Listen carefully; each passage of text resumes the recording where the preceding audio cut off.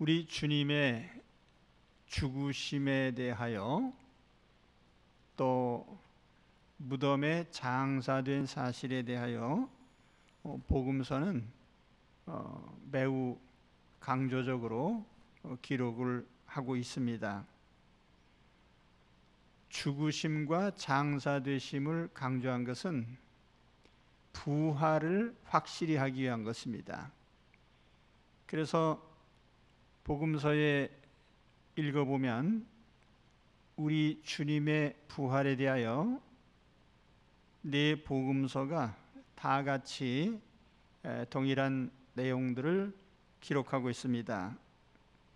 공통적으로 보면은 막달라 마리아를 비롯한 여인들이 무덤으로 가서 확인한 것, 또 엠마오로 가던 제자들에게 나타나신 것, 11 제자들에게 나타나신 것, 이와 같은 것들을 공통으로 기록을 하고 있습니다. 마태는 특히 큰 지진이 나고 또 경비병들이 무덤에서 일어난 일을 가서 보고를 하고 또 대제사장과 장로들이 시신을 도둑 맞았다고 가서 거짓 소문을 퍼뜨리라는 이런 얘기를 한 것을 기록을 하고 있습니다. 그리고 마태는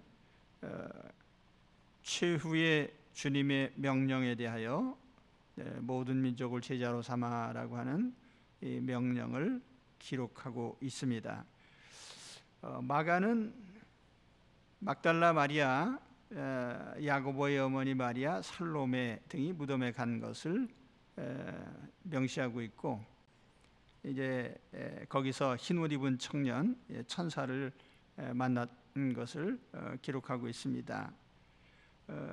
그리고 순서상으로 보면은 그 막달라 마리아와 여인들, 그리고 막달라 마리아에게 첫 번째로 보이신 것, 엠마오로 가던 제자들에게 나타나신 것, 그 11 제자에게 나타나시고 대사명의 말씀을 주신 것을 기록을 하고 있습니다. 누가 역시 여인들이 무덤에 간 것과 거기서 천사를 만난 것을 기록하고 있고, 11 사도와 제자들에게 알리는 장면을 기록하고 있습니다. 그리고 베드로 사도가 무덤으로 달려가서 빈 무덤을 확인하고 또 엠마오로 가는 제자들에게 나타나시고 11 제자에게 나타나신 것을 알려주고 있죠. 그리고 특히 주님께서 부활하신 후에 제자들과 함께 구운 생선을 드시면서 식사를 하시고 또 베다니에서 축복하시고 또 승천하시기까지를 기록하고 있습니다. 사도 요한은 막달라 마리아에게 나타난 것을 강조적으로 기록하고 있고, 또 제자들에게 나타나시고 8일 후에 도마를 비롯한 제자들에게 다시 보이신 것과 특히 갈릴리에서 고기 잡는 제자들에게 주님이 나타나셔서 대화를 나누신 장면을 기록하고 있습니다. 이와 같이 주님은 부활하신 후에 공통적으로 주님의 제자들에게 또 무덤으로 달려가서 시신을 다시 이렇게 보살피려고 했던 여인들에게 부활의 놀라운 결과를 보여주고 있습니다. 그런데 이와 같은 부활의 사실에 대해서 오늘 마가복음의 가장 특징적인 말 중에 하나는 그들이 믿지 않았다는 거예요. 사실은 가장 믿기 어려운 부활을 믿는 것이 우리 그리스도인들입니다. 마가복음 16장 11절에 보면은 듣고도 믿지 아니하니라 이렇게 기록하고 있고, 13절에 보면은 역시 믿지 아니하니라,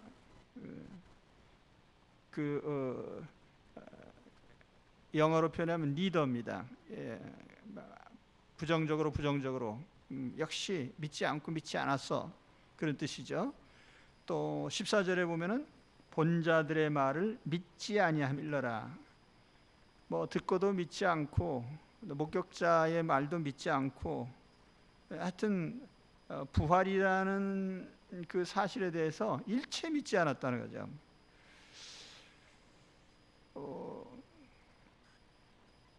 주님께서 고난을 예고하시고 죽음을 예고하시고 부활에 대해서도 예고하셨는데 제자들은 전혀 부활이라는 이런 기적이 일어날 것을 예측도 못하고 상상도 못했어요. 그래서 제자들 중에 그 누구도 주님을 눈으로 목격하기 전에 믿은 사람은 없어요. 그냥 전에는 말 듣고 또 이렇게 목격자들이 얘기를 해도 그런 일이 어디 있느냐. 주님께서 제자들에게 나타나셔서 또 이거 어찌하여 이렇게 부활의 진실을 전달을 해도 믿지 않느냐 책망하시죠. 11 제자가 음식 먹을 때 예수께서 그들에게 나타나사 그들의 믿음 없는 것과 마음이 완악함을 꾸짖으시니 이는 자기가 살아난 것을 본 자들의 말을 믿지 아니함일러라.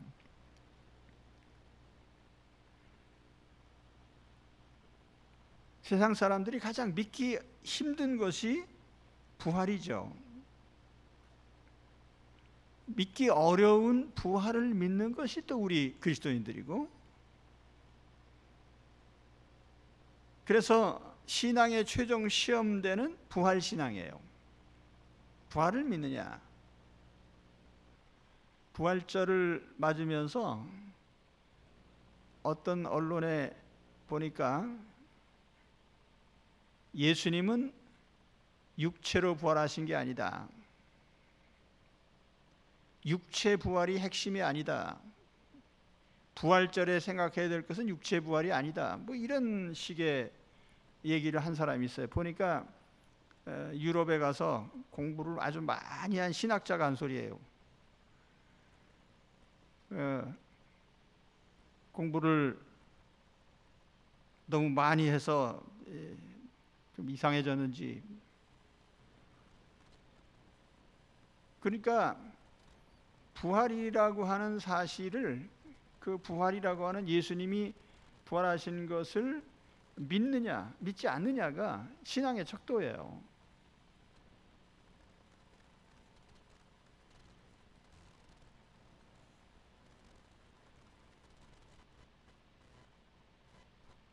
코로나19를 겪는 과정 중에 부활절을 맞이하게 된 교회입니다. 한국교회를 향해서 부활절에 모여야 되는가에 대한 많은 고민들을 하고 있습니다.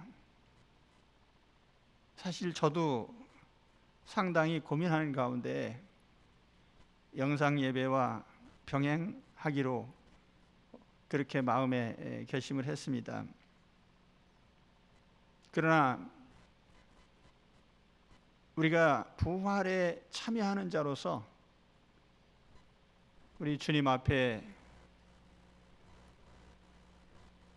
죽음을 극복한 그 모습이 필요하지 않겠나 이런 생각을 합니다. 세상 사람들이 그래요. 부활절, 그 기독교 명절이래. 그리고 예수가 부활했다는 그 팩트나 우리 믿는 사람들이 부활 때문에 산다는 사실에 대해서 별로 여기질 않는 거예요.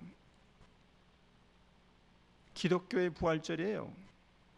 전 인류가 부활한다는 사실에 대해서는 전혀 생각지 않고 있습니다. 사도행전 26장 24절에 보면은 바울을 신문했던 헤롯 아그리빠가 바울이 부활 얘기를 하니까 내가 미쳤다 그랬어요. 내가 미쳤다. 왜 미친 소리 하냐? 아마 요즘 세상 사람들이, 우리 그리스도인들이 부활절을 대하는 그것을 아마 이런 심정으로 보는 것 같아요. 그거 니네들 기독교인들의 절기 아니냐? 우리하고는 상관없는 거야. 왜냐하면 부활이라는 사실을 세상 사람들이 인정 안 하거든요. 그래서 철학적인 부활, 예수님은 영원히 살아계시다, 정신적으로 살아계시다. 난 그게 참 웃기는 게, 영혼도 믿지 않고 천사도 믿지 않고 내세도 믿지 않는 사람이 무슨 정신적으로 살아있다는 황당한 소리를 합니까? 부활은요, 육체의 부활이에요. 부활이라는 말을 육체 외에 어디다 갖다 붙일 수가 없는 거예요. 육체적으로 죽기 때문에 육체적으로 부활하는 거예요.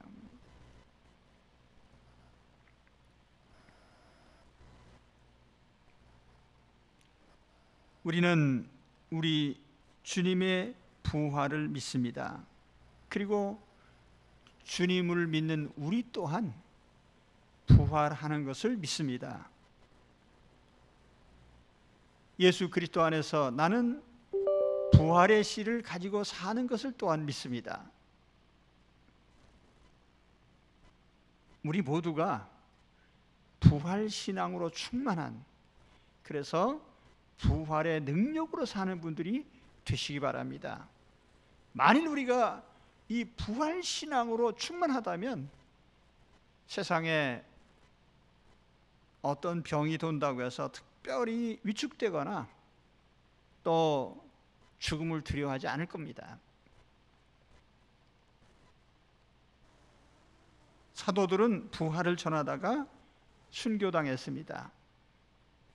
사도행전에 보면은 오순절 이후에 베드로 사도를 비롯한 사도들이, 제자들이 나가서 전한 내용은 두 가지예요.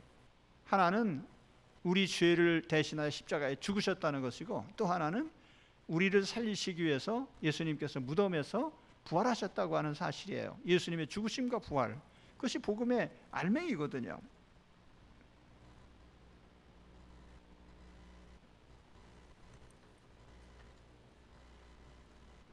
바울 서신을 비롯해서 사도들의 글에 보면은 공통적인 게 그거예요. 부활하심과 죽으심과 부활하심. 영상으로 촬영을 준비했습니다. 네, 방송실에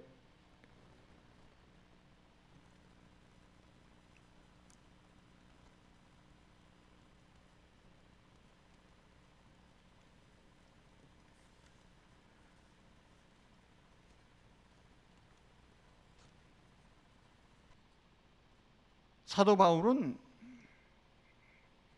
부활 때문에 사는 사람이었어요. 부활을 목표로 하고 또 부활을 위해서 사는 사람이에요. 나는 어찌하든지 부활에 이르려 한다. 그리고 오늘 낮에 말씀을 나누려고 하는 것이 사도 바울이 공회 앞에서 행한 설교 가운데 나는 부활 소망으로 인하여 법정에 섰다. 부활 소망 때문에 이런 일을 다 감수한다. 세상에서 어떤 일이 벌어져도 부활이라고 하는 그 목적이 있기에 사도 바울은 힘있게 능력 있게 살아가고 있습니다. 고린도전서 15장에 보면은 부활이 없다면 신앙이 무슨 소용이고 믿음이 무슨 소용이냐? 예수 믿는 게 무슨 의미가 있겠냐?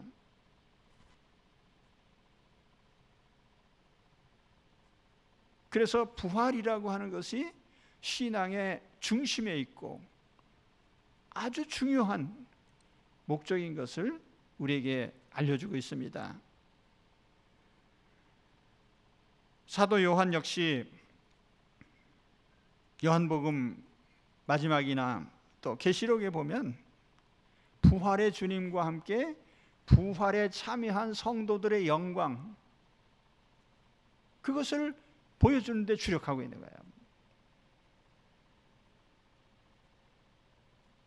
부활의 영광은 우리가 얻을 마지막 가장 큰 선물입니다. 가장 큰 축복입니다. 오늘 우리는 이 부활의 목적으로 사는 사람들이 되어야 됩니다.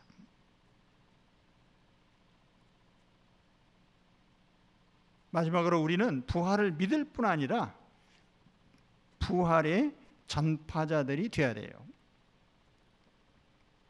내 자신만 나는 부활을 믿어, 그게 아니라 부활이라고 하는 것은 전 인류가 반드시 거쳐야 될 관문이거든요. 우리는 살아나요.